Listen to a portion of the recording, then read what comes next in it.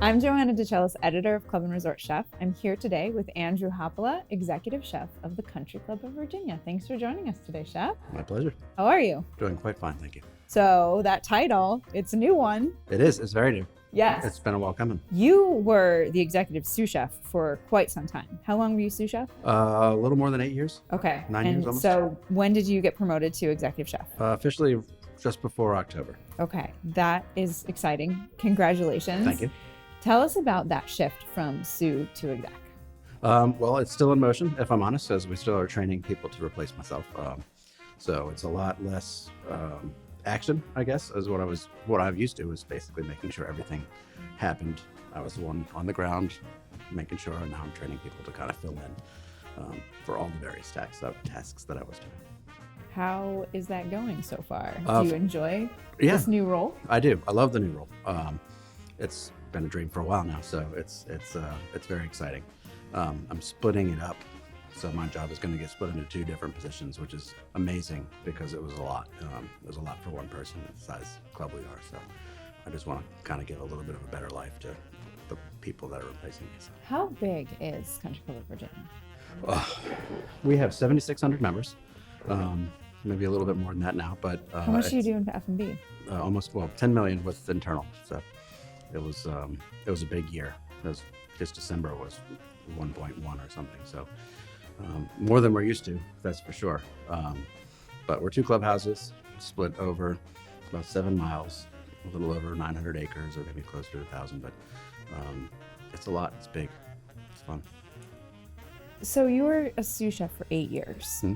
More than that if you count jobs prior. So that's a long time to stay at one club in that particular role. Absolutely. What made you stay? Part of it is that being the club it is, every day is different. You can get a rhythm. You can kind of see ebbs and flows of business. You can do a lot of things, but there's a lot of room for growth, and there's always been room for growth in almost every single asset or every single facility we have. Trying new things, keeping to push, and the support of the membership and the managers above us and around us. It makes it an amazing place to live. I mean, Richmond's a great place. Families there. It's kind of like the ideal spot for me anyway. It's never boring. It's always busy somewhere. It's what's next. What's the cool thing? What's going around?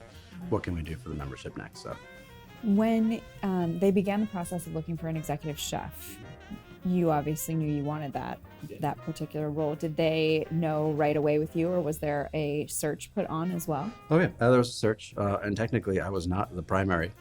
I was brought in a little bit afterwards, and things just didn't quite work out the way they should have.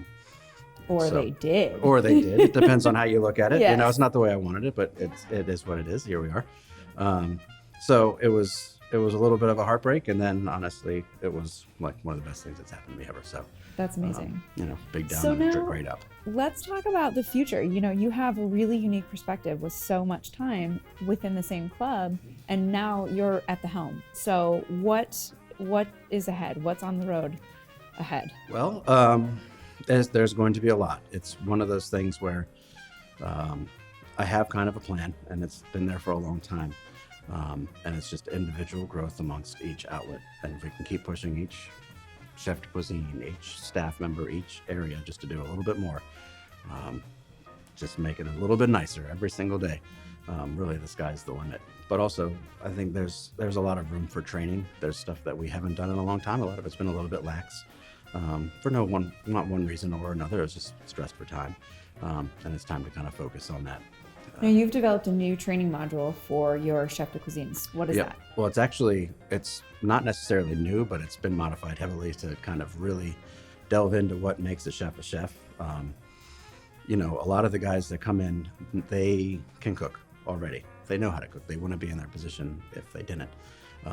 So it's more about making a manager, making somebody who can guide a team, grow a team, see the same things that I see in them and their teams. So from basically the ground up, like I said, cooking is already done. You always grow.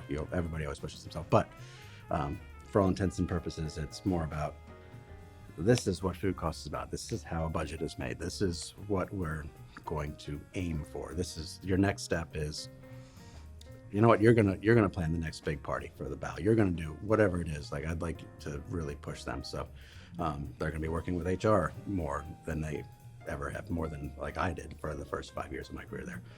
They're gonna be working with the third floor a little bit. That's really about learning how a club works, how the day-to-day operation happens around you. It's not just your kitchen, not your board. That's the whole big picture. That's exciting. So, are you bringing in new chefs for this program, or are you putting chefs that currently work for you in, or both? A little bit of both.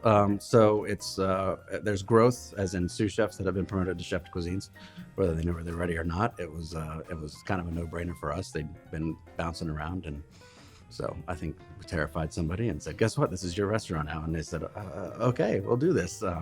But we got a great people there that can help train, not just myself, but my executive sous chef Josh Wu and Chef Tournant Nicholas Drew. They are both extremely talented, and they both have a really good eye for what makes something special, what makes the business, what really how to grow. So they were both promoted to fill my position, my former position. So we write a menu weekly, and it's put down on paper, and it's actually another kind of a training exercise for one of our banquet sous chefs. So he writes the menu, and he passes it through the banquet chef de cuisine, and it's drawn up and it's written, and it's more than what's left over, what's in the cooler, it's an eye for what's actually on sale this week, what kind of features are US Food or PFG or whoever, what can we do that's just a next step up. So our staff meal across both campuses it's pretty top notch. It's a full salad bar, it's a hot meal twice a day, so entree, veg, starch, all that. They have ice cream, they've got it's pretty amazing. Like you can go there pretty much any time of day and grab something to eat. But it's a lot of times the rest of the staff doesn't get to eat our food.